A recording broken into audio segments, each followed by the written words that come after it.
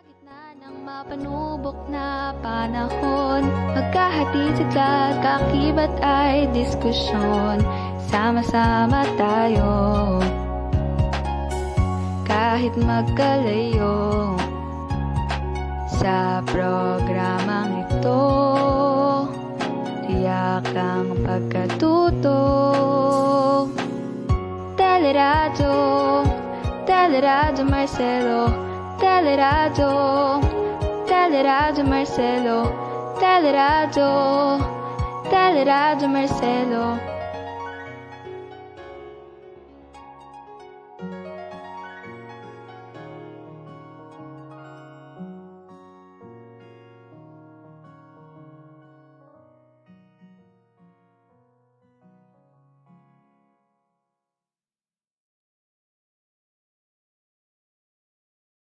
Makinig, manood na sa teleradyo.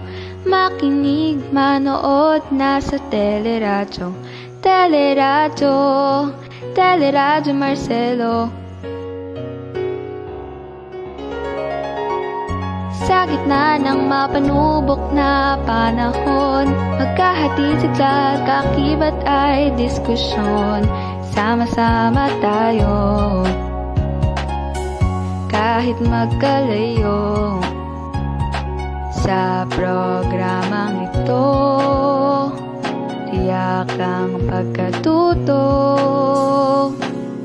Teleradyo, Teleradyo Marcelo, Teleradyo, Teleradyo Marcelo, Teleradyo, Teleradyo Marcelo.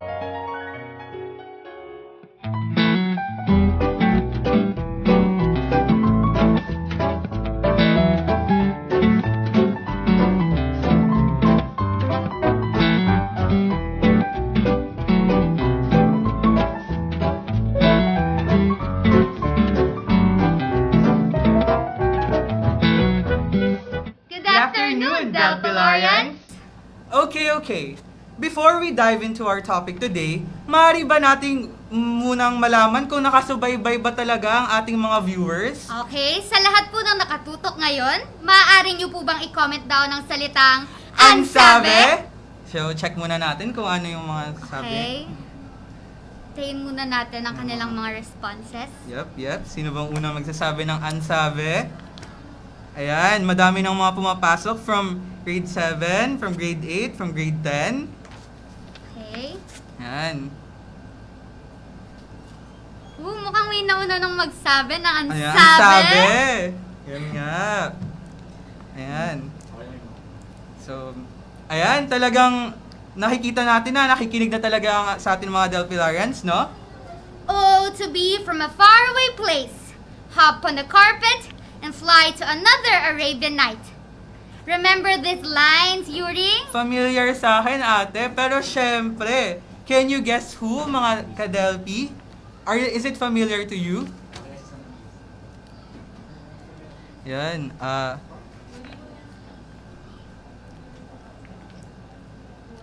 Okay. Ayan, is it Hintayin lang familiar? natin ang ibang responses kung familiar ba sila kanila ang ibang lines.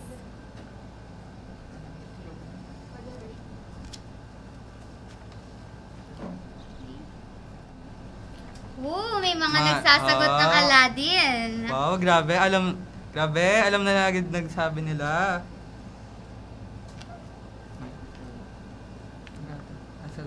Assalamualaikum. I am Julian. Ayan. Next, you'll bring honor to us all. A girl can bring her family great honor in one way by striking a good match. A man made to bear arms. And you, a girl made to bear sons. Remember these lines? Familiar ba sa'yo, Ate Julian? Sabihin na nating familiar. Siyempre, part ng childhood ko yan eh. Siyempre. Pero, siyempre... Can you guess who, mga ka-Delphi? Okay. Ayun. Okay, mukhang lahat naman ay merong tamang sagot. Yan, nagkakaroon sila ng idea. Yes, it's from Mulan daw. Okay, Yuri? Okay. Ni hao, I'm Yuri. Okay, thank you for your quick responses, Delphilarians. And now, Let Ex Libris A community of library volunteers who remain fully committed to delivering high-quality information to the whole Del Pilaran community bring you to the world of magic and discuss what Disney didn't tell you. IBANG KLASE, Disney! Let us go beyond the pages of these tales and get nostalgic as we reminisce about our favorite lines from these Disney characters in the comfort of our own home. Today, we bring you an open discourse concerning the reframing of feminist narratives of Disney movies in the perspective of gender norms, gender roles, and stereotypes. Before we proceed with our discussion, we would like to know muna kung familiar ba kayo with any of the words posted right here in our presentation. Kindly sound off the words that you know and make 5 out of it. Comment down if may idea po kayo as presented sa first word natin. Okay. Hintay muna tayo ng Hintay sandali muna para tayo. sa kanilang responses. Sa pag-present ng words.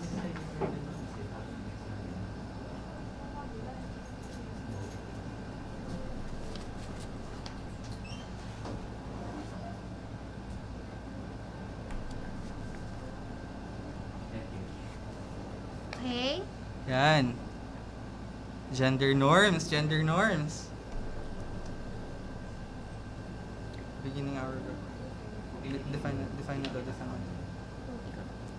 Beginning with our vocabulary, the term norms or social norms are the societal factors of control that suggest the appropriate behavior of a person in the society, like the way you get and the way you present yourself in the society. Tama! These are the ideologies or the standard, the blueprint of how we act sa society.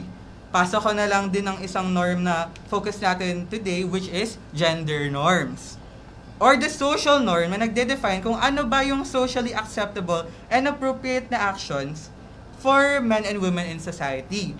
Basically, yung norm na nagsisenter around on what we understand na socially accepted behavior ng mga lalaki at babae. That causes na nagkakaroon tayo ng generalization or assumption nagli-lead sa stereotyping. Which leads us to our next word, which is stereotype or stereotyping. Stereotype is defined as an overgeneralization or a prejudice of belief towards a certain subset of people in society. It is an expectation of those subsets' personality, preferences, abilities, etc.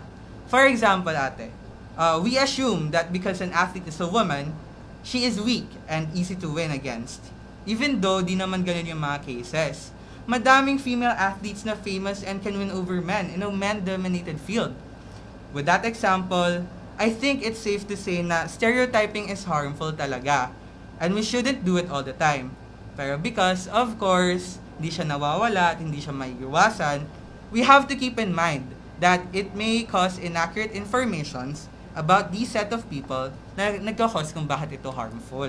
Meanwhile, the word patriarchy, which means in a small scope, that the social system wherein men hold primary power and the roles of political leadership, moral authority, social standing, and privilege.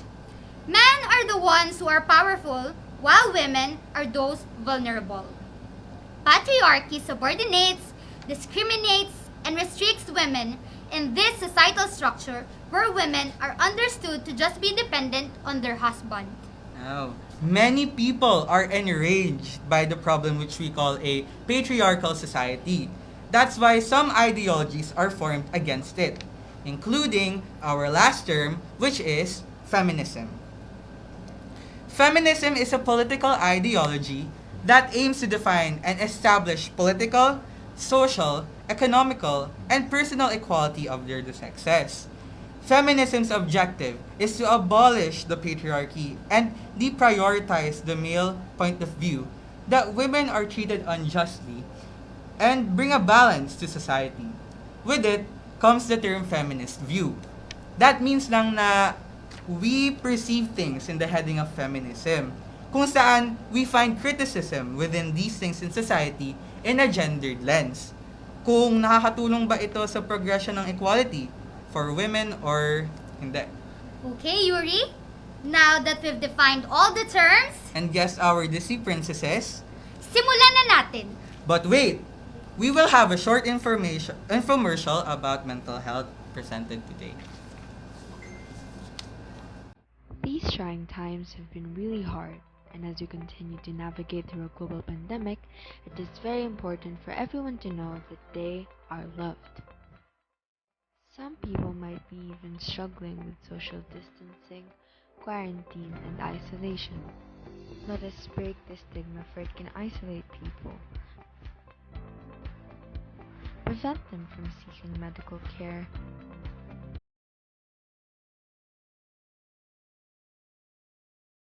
instead adopt healthy behaviors.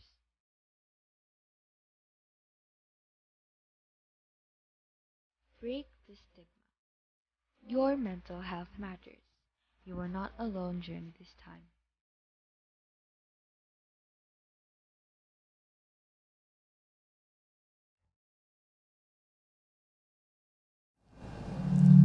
Ayun.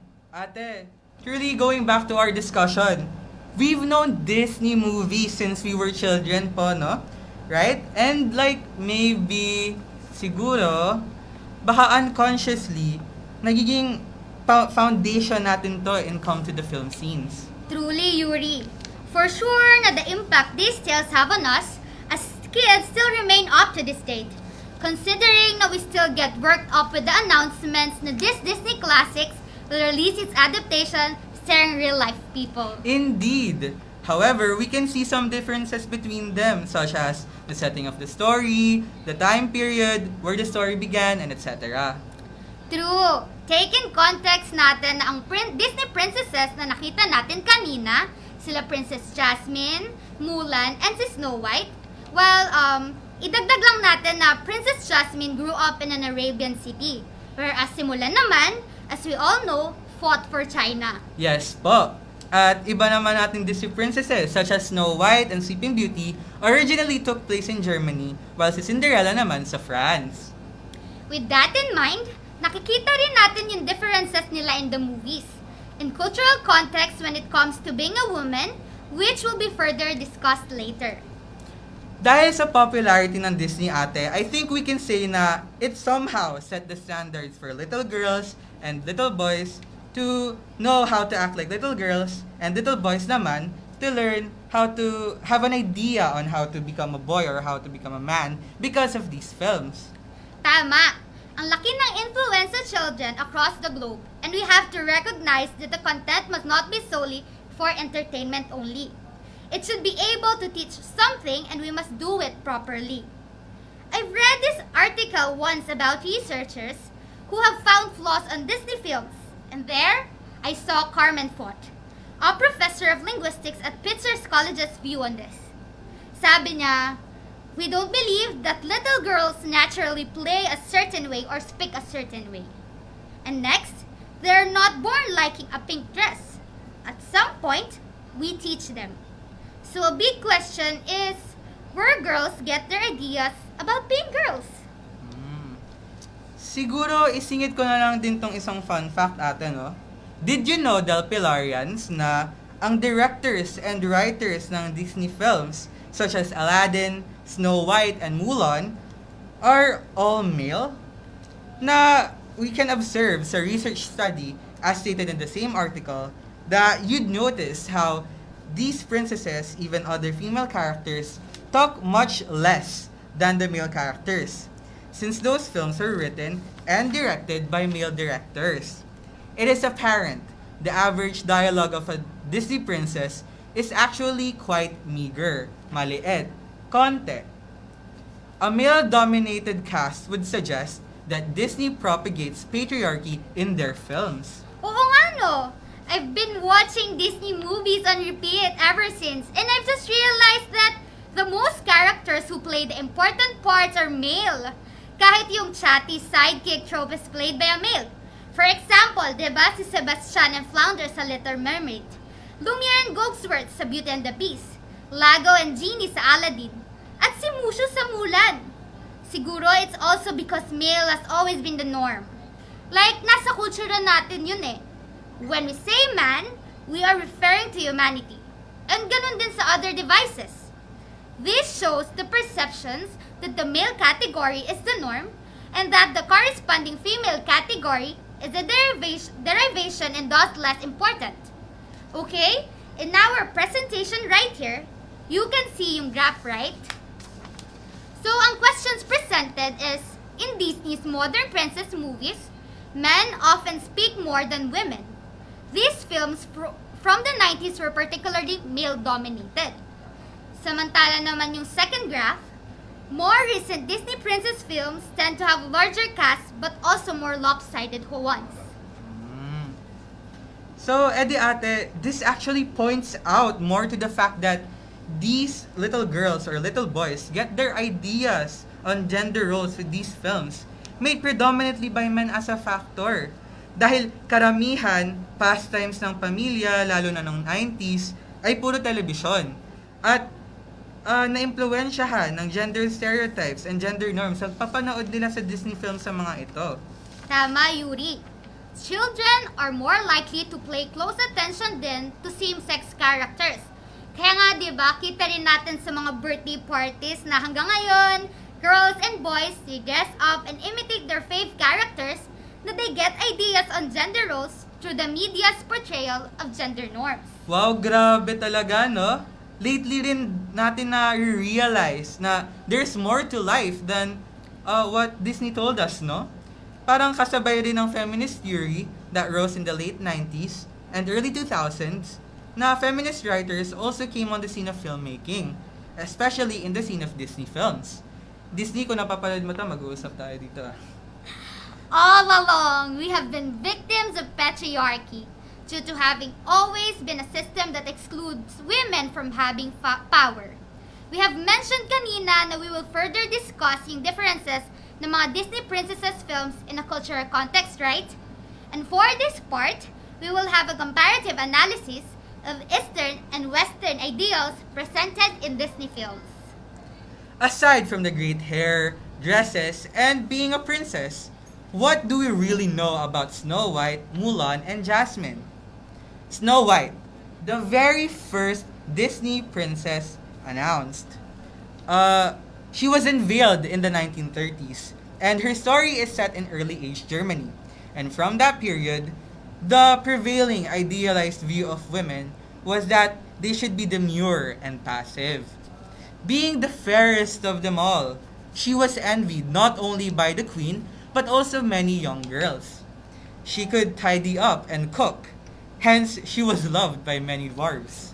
Next is Mulan, the 8th official Disney princess and the first heroine who is not royalty through either birth or marriage. Mulan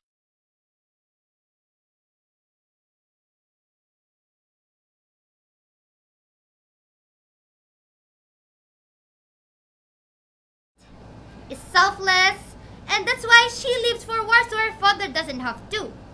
Is outspoken, clumsy, and independent in contrast to the others who are graceful, obedient, silent, and mature. Next is Jasmine, the 6th official Disney princess. Is a ruler alongside her father as opposed to the stereotypical princess that merely sits around in the sidelines. She is shown to take part in most of the political disputes and conversations, often gives suggestions on how to make peace. A dreamer of life outside the palace walls, free-spirited and confident. Guys, kayo, what's the first thing you notice after looking at these three characters? Ikaw, Yuri, common enemies ba? Patriarchs? Let's take a look dun sa two princesses, si Snow White at si Jasmine. Snow White is woken up by a kiss from a prince, right? Tapos si Jasmine naman, a thief helped her sneak in and out of the palace. Pero silang tatlo, they are all restrained by the same thing, patriarchy. Jasmine is free-spirited. But we always come up with the question na, why can't she be free, diba? How come she hasn't broken her walls and sneak onto the palace on her own? Parang, bakit need pa niya ng isang Aladdin? Ano ba yung prospect na nakikita niya kay Thief Boy? Is it the promise of love? perhaps it sprung up on the unrealistic perceptions of love and gender, i.e., romanticizing women falling in love at first sight and living happily ever after. Parang ganito kasi yan. Disney portrays falling in love as an easy thing. But it's also shown that girls will get rewarded by love or marriage, so they should spend their entire lives or their purpose on it. This goes the same for Snow White, who dreams for her one true love to save her from the despair brought by being a parentless daughter, when in fact, their lives can be for themselves. But on the flip side, when women are in power, Disney portrays the characters negatively. Ayun, simulan pa 'di ba? Mulan is a ferocious character, a rare Disney princess kasi you don't find these tropes quite often in mainstream media. She did not embrace patriarchal values, i.e., tradition of women getting married and becoming housewives, but she brought honor to us all. In the song Be a Man, they sung about the standards and rules of masculinity in a world that is run over by overly macho, power-hungry men. They equate masculinity to power and obedience to survivability.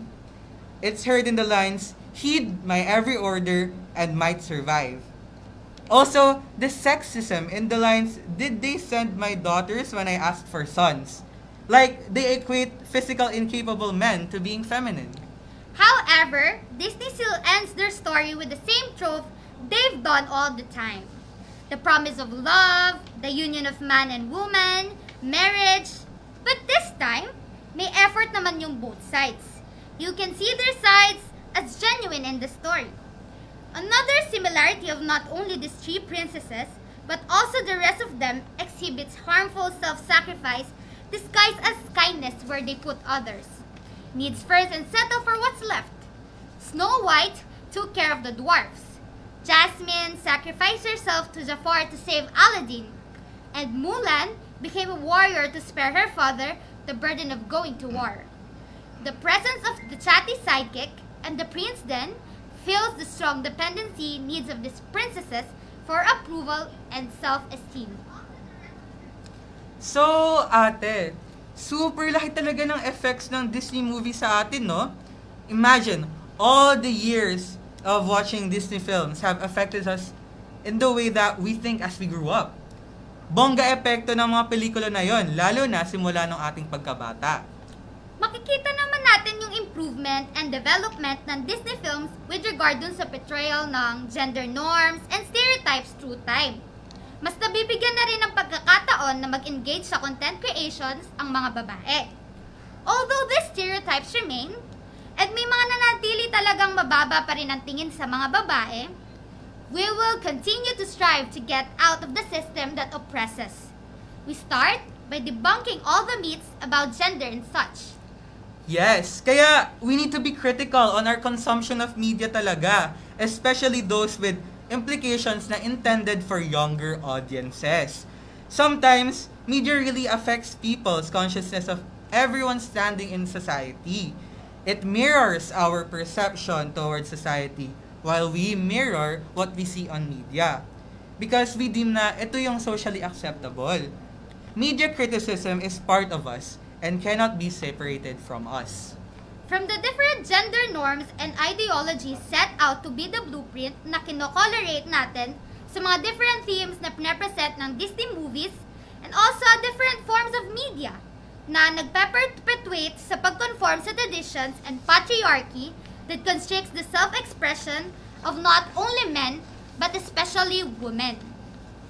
That's why, in the month of March, which is what we know as Women's Month, kailangan we as students, or as people, kailangan we should strive for equality of all genders in their own self-expression and their understandings of society's impact of these gender norms in our upbringing as men and women.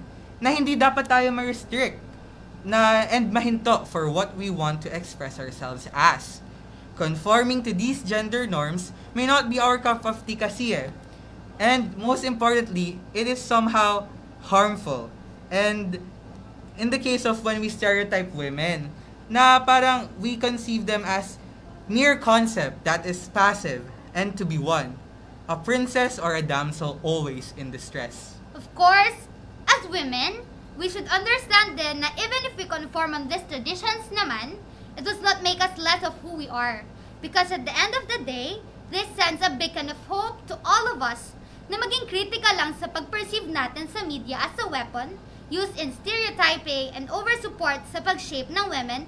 As you said nga, na princess or a damsel in distress, I mean. As Jasmine stated nga na, I am not a princess to be won. That completely sets off the tone of this discussion talaga, ate. Tama, Yuri.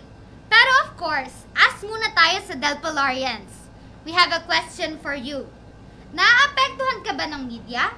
And ano ba yung Disney movies na naapektuhan yung upbringing mo as a person? So, tingnan muna natin kung ano yung mga sinasabi ng mga Delpilarians. Kung anong mga movies and gaano ba yung effect nila sa effect ng mga movies na kanila. Ikaw, ate Julian, anong movie yung sa tingin mo? Wait lang daw po. Shout out po Oh. kay Ma'am Hilda Magahis. Happy Women's Month po. Yan. So, ayun nga ate. Anong movie yung sa tingin mo yung naging malaking effect sa'yo as a person and na Disney movie na na-affecto din yung upbringing mo as a person nga? Siyempre, ito nga yung na-discuss natin kanina, si Mulan. Kasi Ah. 'di ba si Mulan, ibang-iba siya sa mga nakasanayan nating Disney princesses. So, parang noon ako, as a child, iba yung naging tingin ko kay Mulan. Parang merong bago. Siya yung isang princess na nag-try mag-resist sa kung ano nga ba yung nakasanayan natin. Ayun. Ang ganda yun. Ikaw, Yuri, Ano yun? ano ba yung mga Disney princesses na, or Disney movies na tumatak talaga sa'yo as a child, or kahit ngayon, na may mga bagong adaptation? Ayun. So, sa akin, a Disney classic na nag-staple talaga sa akin is The Lion King. Kasi, maganda yung essence and lesson na pinakita niya. And, hindi lang siya nagko-conform dun sa parang need natin na maging person as nagko-conform sa tradition. Kasi, we can set out to be a better person nga. Ganon yung parang yung pinaka-lesson ng Lion King eh. Okay, so may mga answers ba? Natin kung ang mga Delpilarians ba ay may wrong Disney movie na apekto sa kanila. Ay, grabe na. Ayan. Ayan, sabi ni Pauline Santa Monica, even we're females, we should be brave and don't let our weakness cover us. Ayun, Mulan. Mulan yung sinabi niya na even though female, we should be brave and we don't let weakness cover us nga daw. Okay. Parang si Mulan. So si Princess Hannah naman ay para sa kanya ay ang Beauty and the Beast. Princess Hannah. Ayun. Sabi naman ni Kent na frozen daw yun sa kanya. It shows na walang sekretong kayang itago kahit kailan. Meaning na we need to let go. Parang let it go lang na we should be ourselves. Yan. Okay, so dagdag lang natin yung kay John Edred na not a movie but the Disney series Andy Mac. Oh. That covered a lot of teenage issues na usually nasi-set aside. Ayun. Wow. So, naging contemporary Disney naman yung sinabi ni John Edred. Ayun. Si Princess Fate naman may sinabi siya. Okay. Frozen ulit. Super tandi talaga ng effect ng Frozen sa atin, no? Sabi ni Fate na Frozen daw. It shows how to grown women support each other. Shows how women can lead. It serves us how family is important and also not stepping out of our comfort zone. Ayun nga. Sabi ni Fate na si Elsa daw pwedeng maging queen na mag-lead. Ganon. Napakaganda nga naman ang sagot ni Fate. Okay, so may fun fact si Sir Paul. Okay. So may fun fact si Sir Paul. Sir Paul Anthony Mendoza. Sabi niya, Lion King is actually a kind of adaptation of Shakespeare's Hamlet. Ayun. So, ito din yung parang i-leave natin sa inyo na need din natin magbasa-basa ng mga other information kasi ganun tayo magpo-form ng pagkaroon ng critical thinking sa media na kinokonsume natin. Ayun. So, if interested kayo na magkaroon ng other point of view sa Lion King, check out Shakespeare's Hamlet. Okay. Yun. Ayun, so super fruitful talaga ng mga sagot ng mga ating Delpilarians, no? Talagang nakahango sila sa diskurso natin. Pero I think that's all for today. Thank you so much, Delpilarians, for giving us your time, and hopefully may natutunan kayo in our discussion. Of course! And don't forget to subscribe to Marcela H. Del Pilar National High School's YouTube account or like the MHPNHS Facebook page for more Ibang Klase episodes and Teleradyo Marcela content. Assalamualaikum. Once again, I am Julian. Ni hao, I am Yuri, and we are Ex Libris.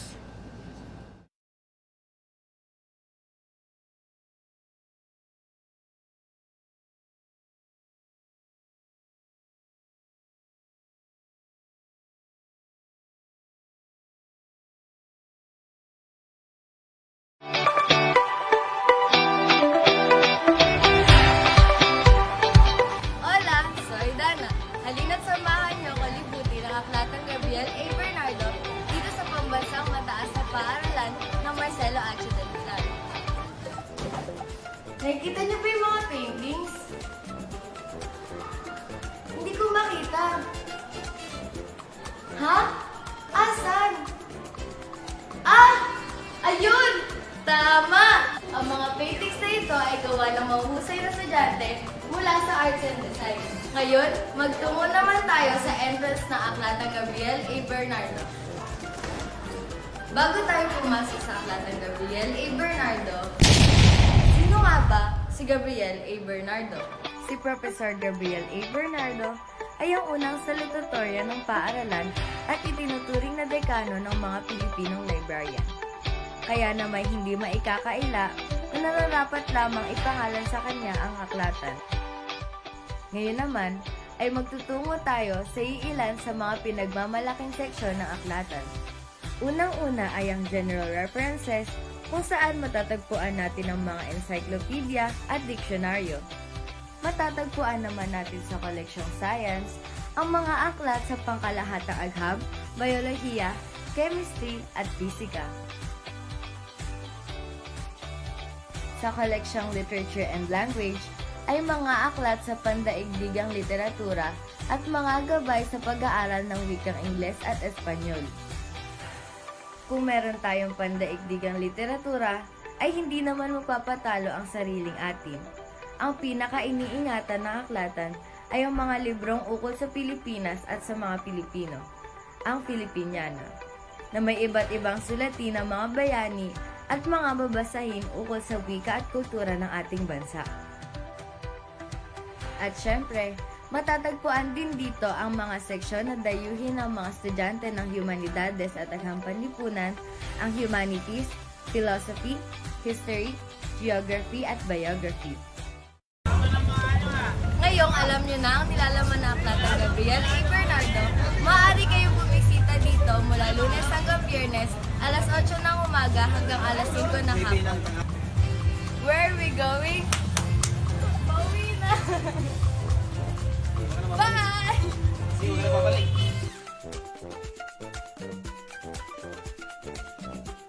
Makinig, manood na sa teleradyo.